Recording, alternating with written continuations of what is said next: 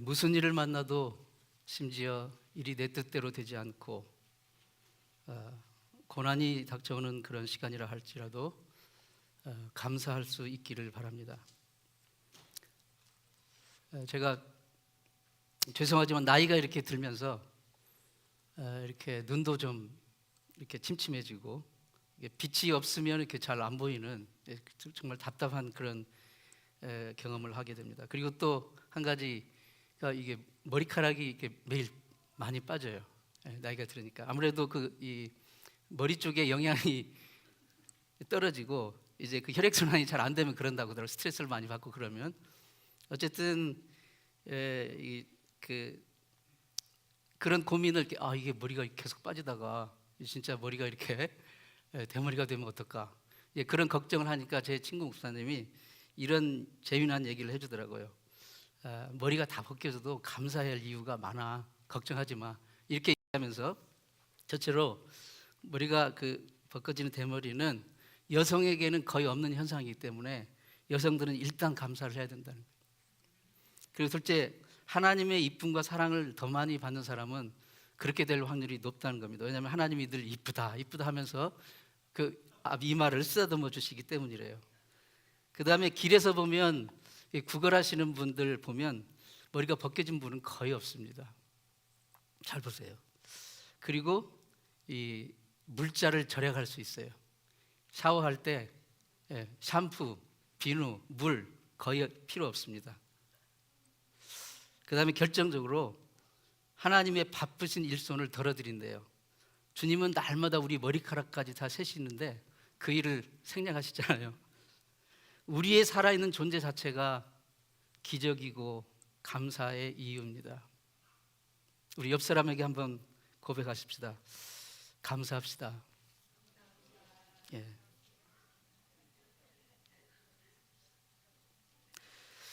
이 세상에 발을 딛고 살아가는 모든 사람에게는 항상 어려움과 고난을 만납니다. 어려움을 만나지 않는 날이 없습니다. 굳이 예를 들자면 실직, 파산, 어떤 교통사고, 질병, 건강의 문제, 재정적인 문제, 어떤 관계의 문제, 그 외에도 많이 있죠. 평소에 우리가 그런 어려움을 대비해서 여러 가지 준비도 하고 대비를 하지만 막상 진짜 어려움이 딱 닥치면요, 우리가 준비했던 것이 거의 아무 필요가 없는 것을 우리는 거의 느낍니다. 그게 우리를 위해 완벽한 보호가 되지 못한다는 것을 우리는 늘 절감을 합니다. 비행기 탈 때마다 승무원들이 안내방송 하잖아요. 항상 특별한 경우는 항상 시트벨트를 하세요. 그리고 이제 비상사태가 발생하면 얼른 위에서 내려온 산소 마스크를 착용하세요. 그렇게 안내방송을 합니다. 하지만 여러분 정말 비행기가 추락하게 되는 그런 비상사태가 발생하면요, 안전벨트 맨 사람이나 안 맨 사람이나 산소 마스크 한 사람이나 안 사람이나 거의 다 죽습니다. 인생에서 만나는 만약에 그 불행한 사태를 우리가 정말 준비하고 대비하지만 우리가 하는 준비라는 게, 대비라는 게 얼마나 연약하고 유한한 것인가를 우리는 날마다 느낍니다. 우리는 어떻게 인생에 이런 어려움과 환난을 잘 대비할 수 있을까요? 우리의 수단과 방법으로는 되지 않습니다. 그게 세상입니다. 그게 인생이에요. 우리 주 예수 그리스도 앞으로 나와야 될 줄로 믿습니다. 예수님의 이름을 불러야 합니다. 인생의 위기를 만날 때, 어려움을 만날 때마다 예수 앞에 무릎 꿇고 주의 이름을 불러야 합니다. 본문은 이렇게 외칩니다. 환난 날에 나를 부르라. 내가 너희를 건지리니 내가 나를 영화롭게 하리라. 인생 살면서 우리가 가진 힘이나 지식이나 경험이나 우리의 어떤 능력이 얼마나 부족하고 턱없이 모자란지를 우리는 뼈저리게 느낍니다. 하나님만이 우리의 진정한 피난처시고 반석이시고 바위시고 영원한 도움이 되십니다. 우리 예수님이 우리의 인생의 관제탑입니다. 여러분 불신앙이 무엇일까요? 불신앙이라는 게 어려운 일이든 좋은 일이든 내 힘으로 다 할 수 있다고 생각하는 거, 그게 바로 불신앙인 거예요. 성경은 그런 사람에 대하여 하나님이 비웃으신다라고 말합니다. 시편 2편의 1절에 4절에 어찌하여 열방이 분노하며 민족들이 허사를 경영하는고 하늘에 계신 자가 웃으시며 주께서 저를 비웃으시리로다. 자기 뜻대로 자기 마음대로 자기 힘대로 다 할 수 있다고 생각하면서 하는 자를 하나님이 비웃으신다는 거예요.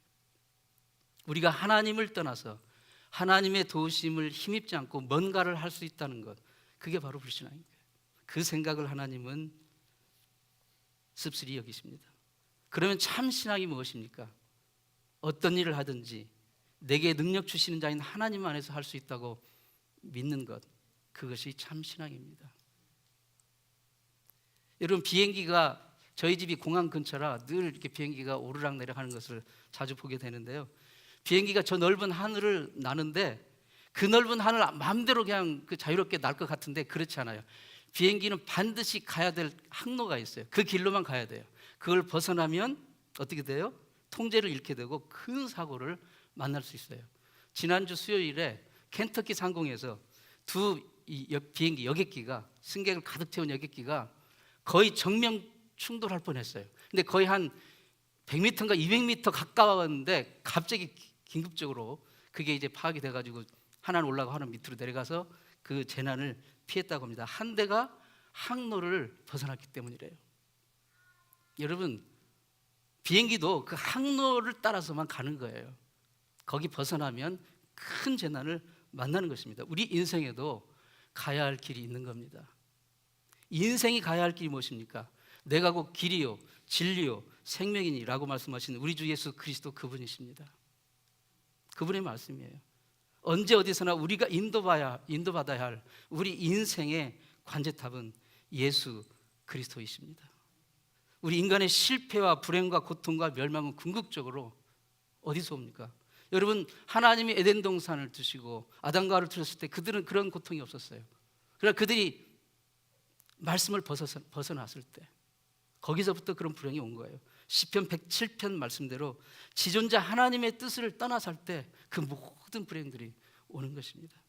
인생에서 우리가 어떤 슬픔과 재난과 어려움을 만나도 우리가 그 하나님 우리에게 보여주신 그 길, 우리 인생의 관제탑이신 예수 그리스도께서 보여주신 그 길, 그 하나님의 뜻대로 살아간다면 그 어려움과 환난, 그 궁극적으로 우리를 넘어뜨릴 수가 없습니다.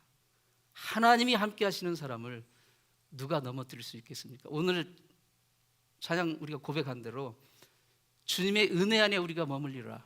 그 은혜가 십자가에서 보여주신 그 은혜와 긍휼, 그 은혜 안에 머물리라. 그렇다면 그 어떤 것도 우리를 그리스도의 사랑에서 떼어놓을 수가 없습니다. 전쟁이나 기근과 위험이나 칼도. 오늘 교동문에서 고백한 것처럼 낮의 해가 우리를 상하지 않고 밤의 달도 우리를 해치 못할 것입니다. 강력한 하나님의 사랑과 은혜가 우리를 붙들고 있기 때문입니다.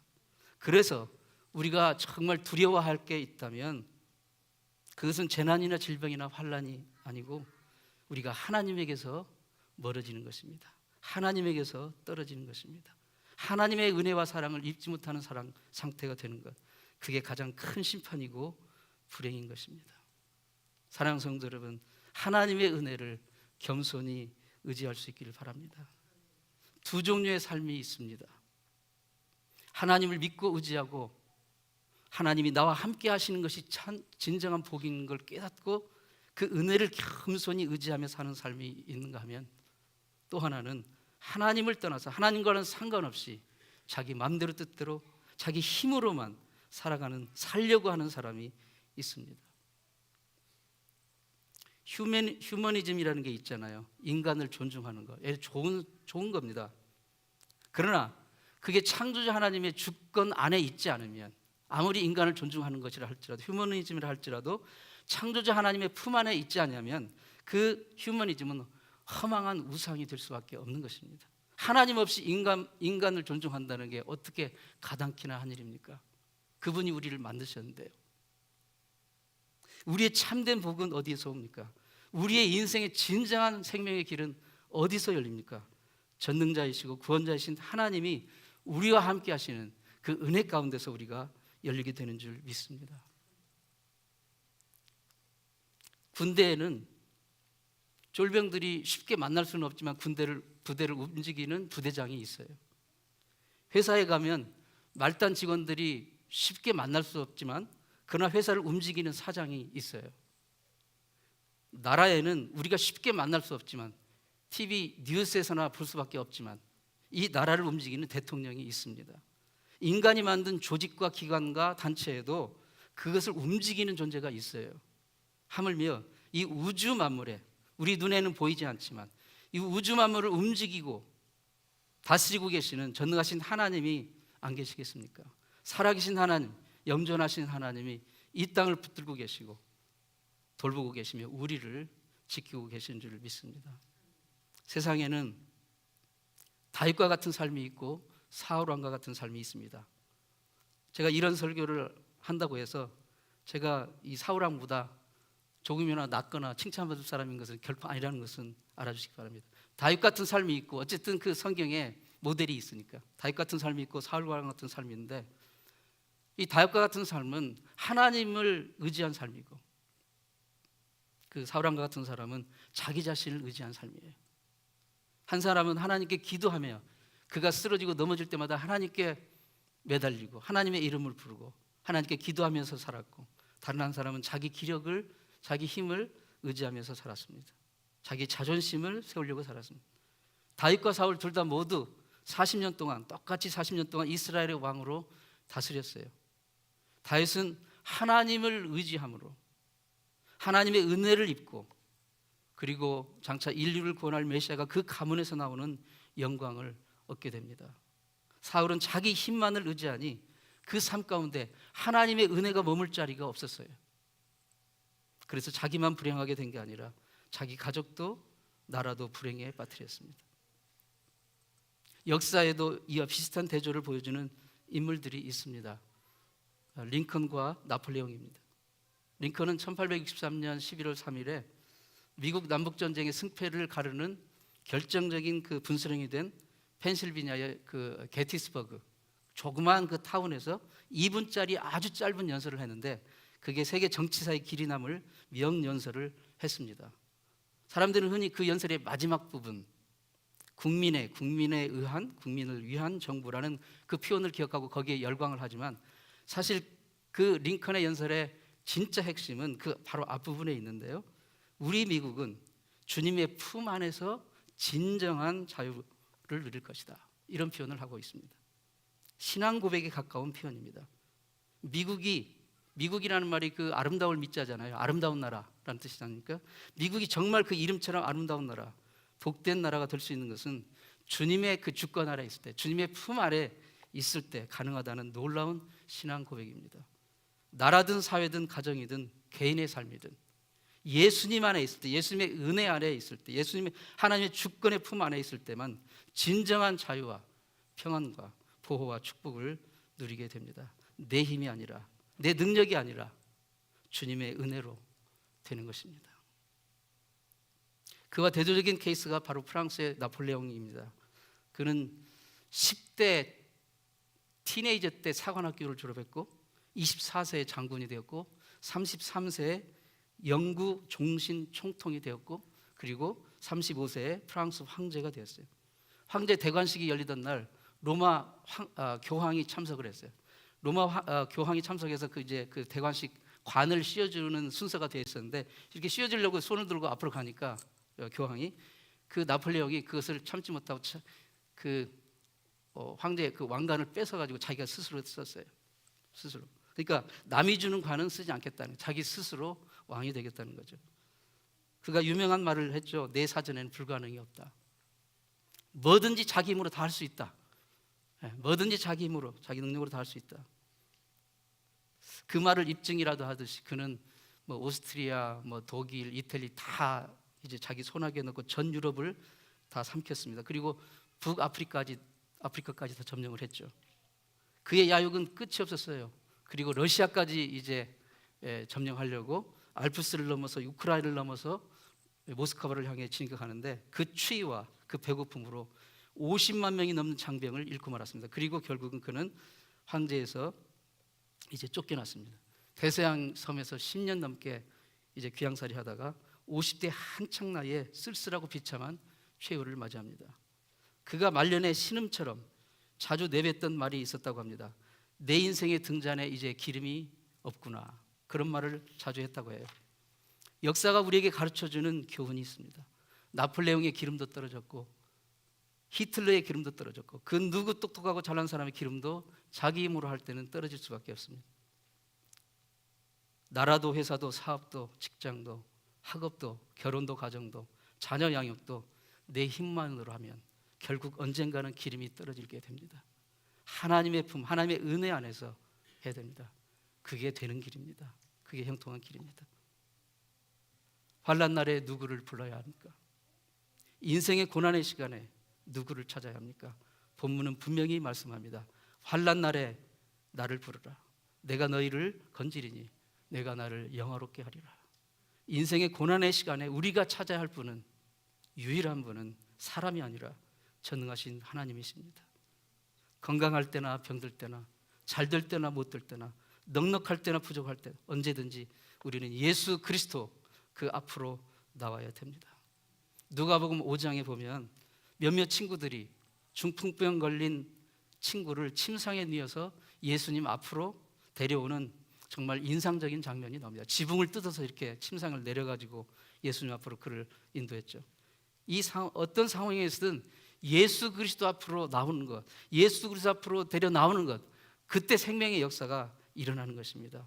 인생에서 정말 좋은 사람, 복된 사람을 만나는 것이 정말 복된 일입니다. 어떤 사람이 좋은 사람이고 어떤 사람이 복된 사람입니까? 사람을 예수 그리스도 앞으로 인도하는 사람입니다. 예수 그리스도 앞으로 데려오는 사람이, 그 사람이 정말 좋은 사람이고 복된 사람입니다. 중풍병에 걸려 스스로 몸을 가눌 수 없는 그 사람이 친구들의 도움으로 들것에 실려 예수님 앞으로 나왔는데요, 그 장면을 보면 예수님은 그 병자를 보신 게 아니라 그 병자를 데려온 친구들의 믿음을 보시고, 그렇게 써 있어요.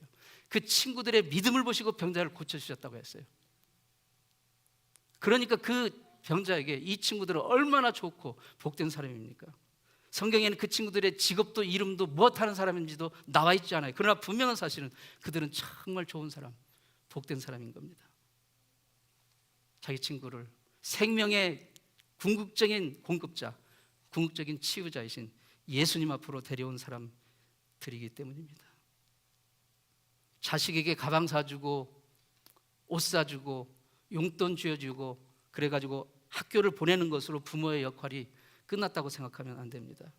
자녀를 예수 그리스도 앞으로 인도하는 게, 그게 정말 좋은 부모입니다. 자녀를 인격적으로 예수 그리스도를 만나게 해주는 것, 그게 진짜 부모입니다. 친구에게 밥 사주고 즐거운 시간 보내고 같이 놀아주는 것, 그게 좋은 친구가 아닙니다. 친구를 생명의 구주 예수 그리스도 앞으로 인도하는 게 진짜 좋은 친구입니다. 이번에 유스그룹 서머 캠프를 합니다. 이번에는 다양한 프로그램이 없습니다. 오직 성경을 통독합니다. 마태복음, 마가복음, 누가복음, 요한복음, 그리고 사도행전까지, 가능하면 사도행전까지 끝내려고 합니다. 같이 성경을 직접 우리 자녀들이 돌아가면서 읽기를 원합니다. 성경을, 하나님 말씀을 읽으면서 인생의 길, 살아계신 하나님을 경험할 수 있는 그런 기회가 되기를 소원합니다. 그것이 우리 교회가, 제가 그들을 위해서 해줄 수 있는 가장 귀한 일이라고 저는 생각합니다. 그래서 우리 부모님들이, 지금 우리 부모님들이 아침에 6시 반마다 일어나가지고 같이 각자 집에서 같은 시간에 이 유스그룹 서머 캠프를 위해서, 자녀들을 위해서 지금 기도하고 있어요. 얼마나 귀한 일인지 모릅니다. 부모들이 그렇게 기도하는데 제가 잠이 오겠습니까? 저는 자동적으로 일어나서 기도합니다, 같이. 그래서 그들이 말씀을 통해서 인생의 진짜 길을 찾을 수 있고, 그들의 인생의 앞날에 어떤 일이 있든지 간에 부를 수 있는 이름을 발견할 수 있도록. 병원에 입원하면 IV 정맥 주사를 맞잖아요. 근데 그 주사 색깔이 어떻습니까? 그냥 맹물이에요. 색깔도 없고 냄새도 없는 그냥 무색 무취의 액체입니다. 정말 아무것도 아닌 것 같아 보여요. 그렇지만 그 작은 방울들이 떨어지면서 내 몸속으로 들어와서 혈관을 타고 돌면서 내 몸에 필요한 수분과 영양분을 공급하면서 내 몸에 필요한 에너지를 주고 그리고 피로를 덜어주고 몸속에 있는 나쁜 바이러스들을 이겨낼 힘을 주는 것입니다.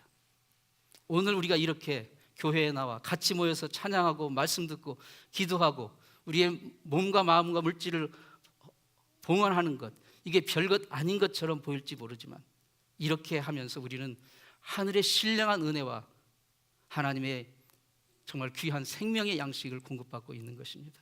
그 신령한 은혜와 양식이 내 삶 속에 들어와 보이지 않는 가운데 역사하며 새로운 생명을 얻고 새로운 변화를 만들어내고 죽어가고 말라 비틀어진 우리의 심령이 회복되는 역사가 일어나는 줄 믿습니다.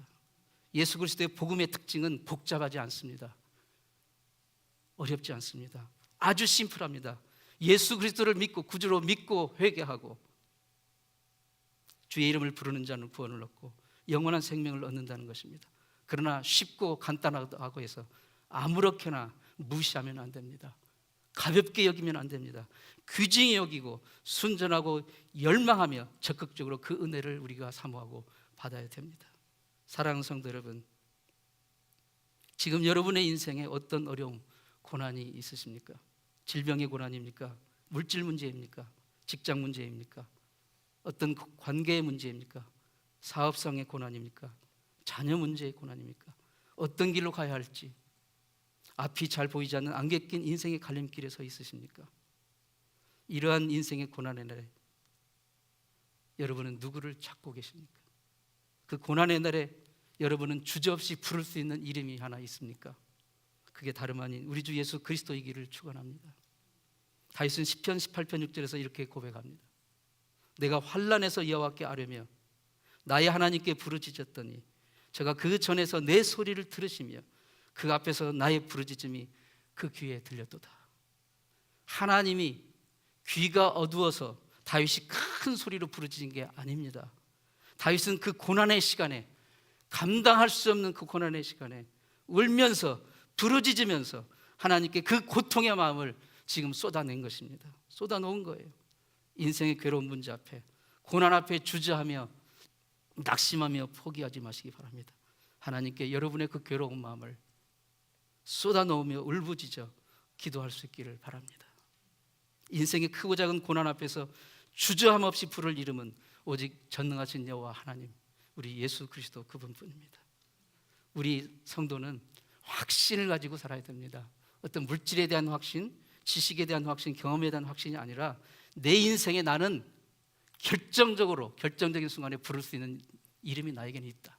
이러한 확신을 가지고 살아야 합니다. 슬픈 마음 있는 사람 예수 이름 믿으면 영원토록 변함없는 기쁜 마음 얻으리. 예수의 이름은 세상의 소망이요 예수의 이름은 천국의 기쁨일세. 환난 날에 나를 부르라. 내가 너희를 건지리니 내가 나를 영화롭게 하리라. 사람의 존재 목적은 어떤 일 가운데서도 하나님께 영광을 돌리는 것입니다. 우리에게는 고난의 날도 주님께 영광 돌릴 기회가 됩니다. 그 환난 날에 우리가 주님의 이름을 부를 때 주께서 우리를 건져주심으로 주님이 영광을 받으시기 때문입니다. 사랑하는 성도 여러분, 인생의 고난 앞에 그 어떤 일 앞에서도 낙심하지 마시고 우리 주 예수 그리스도의 이름을 부르십시오. 주님의 이름은 그 이름 앞에 나와 주님이 우리를 건져주심을 경험하시고 그래서 주님께 영광 돌리는 그런 한 주간 되기를 축원합니다. 기도하겠습니다. 하나님 아버지, 인생의 어려움 앞에서 부를 수 있는 유일한 이름이 되신 우리 주님을 찬양하며 송축합니다. 예수님께서 내 인생의 길이 되시고 관제탑이 되어 주셔서 주님의 인도하심을 믿고 따르는 우리가 되게 도와주시옵소서. 내 힘, 내 고집, 내 야망이 아니라 주님의 은혜를 겸손히 의지하며 나아가는 우리가 되게 도와주시옵소서. 예수님의 이름으로 기도합니다. 아멘.